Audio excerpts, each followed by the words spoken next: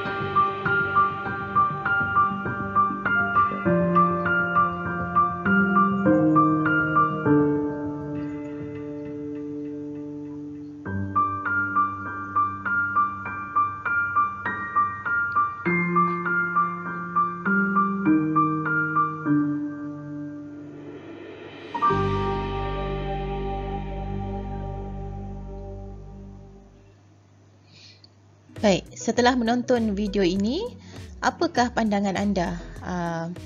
Bagaimana ataupun apa agaknya akan terjadi sekiranya lelaki tersebut tidak dibantu? Apa agaknya akan terjadi? Bolehkah anda menjangkakan keadaan seterusnya sekiranya beliau dibiarkan sahaja? Okey, jadi apakah peranan kita sebagai orang awam sekiranya melihat situasi seperti ini berlaku? Okey, ataupun sekiranya situasi ini berlaku di dalam ahli keluarga kita, ataupun ketika kita sedang berseorangan, kita yang tercekik, apa yang perlu kita buat? Okey, jadi itulah kenapa kita perlu mempelajari teknik Heimlich Maneuver. Okey, apakah definisi Heimlich Maneuver? Sebelum kita teruskan, kita lihat dulu definisi Heimlich Maneuver. Heimlich Maneuver ialah bantuan kecemasan yang dilakukan untuk menyelamatkan seseorang individu yang tercekik. Okey, tercekik ialah keadaan yang berlaku apabila saluran pernafasan tersekat disebabkan oleh makanan ataupun benda asing. Okey, siapakah yang menemui teknik ini? Okey, beliau ialah Henry Heimlich. Okey. Pada tahun 1974, Dr. Henry Heimlich, seorang pakar bedah toraks, telah menemui kaedah Heimlich Maneuver. Okey, bagaimanakah kita boleh membuat Heimlich Maneuver ini? Okey, yang pertama, kita perlu tahu dahulu apakah situasi mangsa yang memerlukan kaedah Heimlich Maneuver. Okey, kita perlu kenal dulu apakah betul-betul mangsa tercekik ataupun ada masalah lain. Okey. Yang pertama, jika sekiranya kita melihat mangsa memegang leher dengan kedua-dua tangan. Okey. Dan yang kedua, mangsa tidak boleh bercakap ataupun batuk. Dan yang ketiga, kulit, bibir dan kuku kelihatan mula kebiru-biruan dan kehitaman, okay? Ataupun wajahnya mula kelihatan pucat. Dan yang keempat, kita lihat ada tanda-tanda beliau sukar bernafas. Jadi, sekiranya anda mengesan 4 situasi ini berlaku pada mangsa, kita bolehlah melakukan kaedah Heimlich Manoeuvre. Okey, situasi mangsa yang memerlukan kaedah Heimlich Manoeuvre tadilah apabila mangsa memegang leher dengan kedua-dua tangan. Lepas tu kita tengok seperti tidak dapat bernafas, tercekik, okey. Memegang leher dengan kedua-dua tangan tadi. Situasi yang situasi yang kedua, tidak boleh bercakap ataupun batuk, okey. Dalam kita bila kita berada dalam situasi berhadapan dengan mangsa, mungkin kita boleh camlah bila dia mula kelihatan tidak selesa dan tidak boleh bercakap ataupun batuk. Okey, seterusnya kulit dan bibir, kuku kelihatan kebiruan dan kehitaman. Okey. Okey, apakah situasi mangsa yang memerlukan kaedah Heimlich Manoeuvre? Okey, tadi yang pertama, jika mereka sukar bernafas. Okey, bagaimanakah seseorang boleh tercekik? Apabila seseorang menelan makanan, epiglottis akan berlipat ataupun tertutup dan ini akan menutup saluran pernafasan ataupun trakea. Okey, ini adalah epiglottis. Ini adalah esophagus. Okey, makanan masuk akan menyebabkan apabila dia menelan, epiglottis ni akan terlipat dan menutup saluran pernafasan. Makanan akan terus bergerak ke dalam esophagus menuju ke perut. Okey. Jika makanan menghalang salur pernafasan, seseorang akan tercekiklah. Okey, sepatutnya makanan terus bergerak ke dalam esophagus menuju ke perut. Tetapi sekiranya ia menyekat ataupun menghalang saluran pernafasan, maka seseorang akan tercekik. Kita perlu tahu di bahagian kita punya trakea ni ada dua salur. Satu salur untuk pernafasan. Trakea ni akan bersambung dengan peparu ataupun paru-paru, manakala esophagus bersambung dengan perut. Sepatutnya makanan masuk ke dalam esophagus dan di sini ialah saluran udara.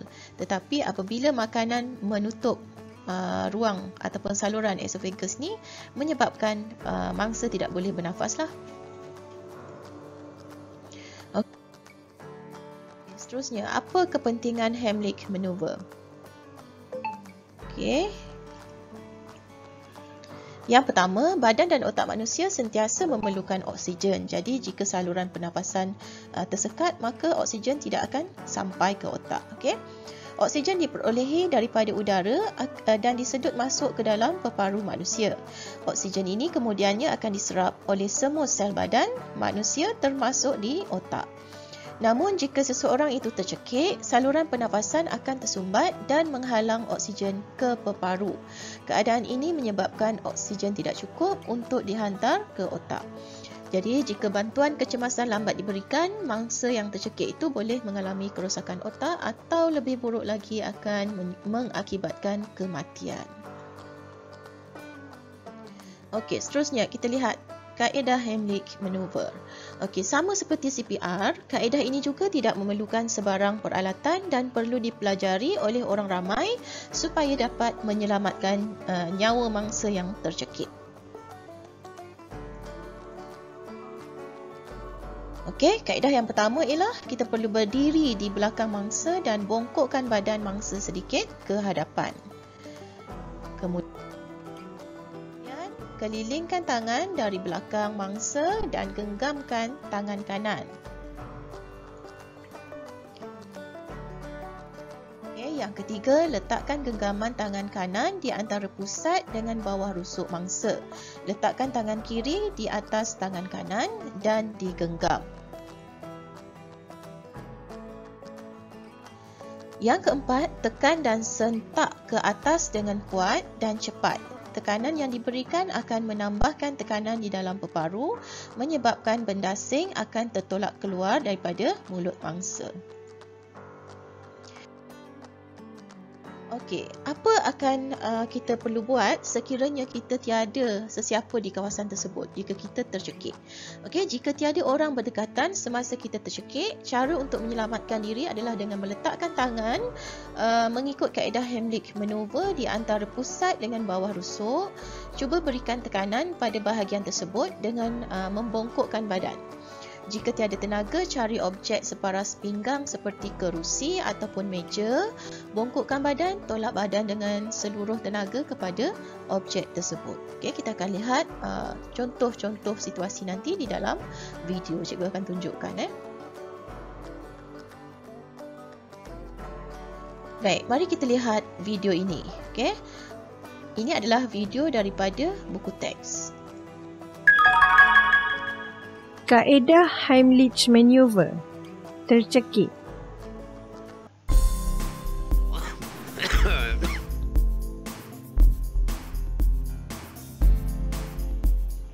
Okey, tangan digenggam, satu lagi tangan di atas tangan yang digenggam dan tolak ke atas sehingga makanan keluar. Okey, dan pernafasan mangsa mula lega. Okey, ini basic kaedah Heimlich maneuver. Seterusnya, kita tengok macam mana situasi itu boleh berlaku dan sekiranya berlaku pada bayi, perlukah kita buat Heimlich maneuver?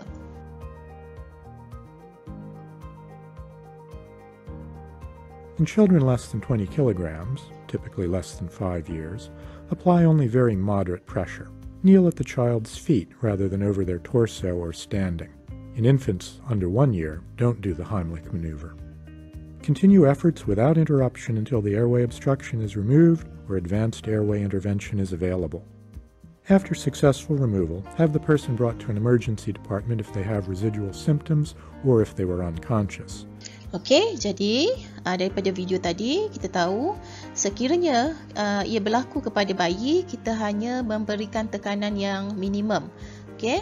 Dan sekiranya berlaku pada wanita mengandung, kita tak boleh letakkan tangan di tempat yang sama dengan keadaan orang yang tidak mengandung. Kita perlu letakkan di bahagian bawah rusuk. Okey, dan untuk bayi yang berusia di bawah 1 tahun tidak perlu melakukan Heimlich maneuver, tak boleh buat.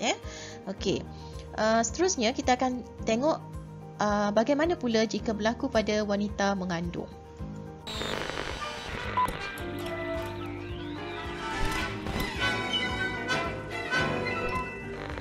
Hi, I'm Mark from CPR Certification Institute, and welcome to today's video on pregnant choking. Now, a pregnant choking victim, our approach is different than a standard choking victim when it comes to the Heimlich maneuver. And that's because of the changes in mom's anatomy as the pregnancy moves forward. As the pregnancy develops, things get moved around in her abdominal cavity. The baby's taking up all this room. So it's pushing downward on her bladder, it's pushing upward on her stomach and on her lungs. It's pushing up on the diaphragm, so she can't take as big a breath as she used to. She can't take all that tidal volume, can't take a full breath of air. Because it's compressing the stomach, she can't eat as much and she eats more often. So pregnant females are more likely to choke. If you're dining with a pregnant female, please ask them to chew your food.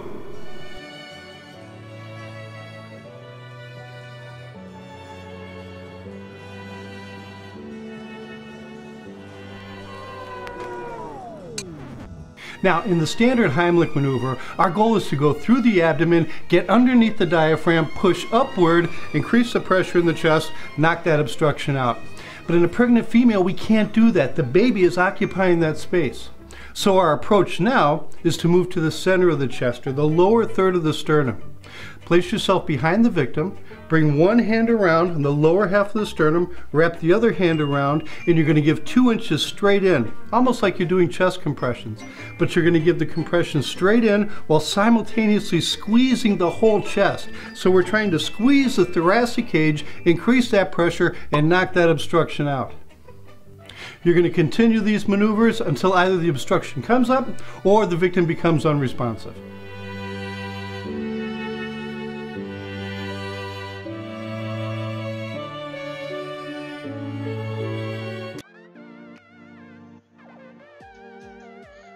Okey, kita akan tengok apa yang perlu kita buat sekiranya berlaku kita tercekik seorang diri ataupun berseorangan.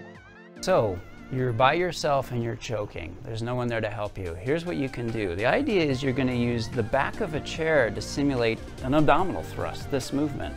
So what you do is you're going to throw your stomach on here really hard and force some air up to dislodge the object that's stuck in your trachea. This really does work. I've had several students get back to me who did this and got it out within 3 or 4 thrusts. Now, it doesn't have to be a chair. It can be any hard object, like even a table. I've had one student said she was cooking in her kitchen by herself, suddenly started choking. There was the kitchen countertop. She just ran at it right into her stomach and popped it loose. Okey, itu dia tadi sekiranya berlaku ketika kita berseorangan. Jadi itu saja untuk kali ini. Kita jumpa lagi dalam pembelajaran akan datang. Jadi untuk kali ini pastikan anda melihat di bawah description ada link untuk kuis dan sila jawab kuis tersebut. Okey? Assalamualaikum warahmatullahi wabarakatuh.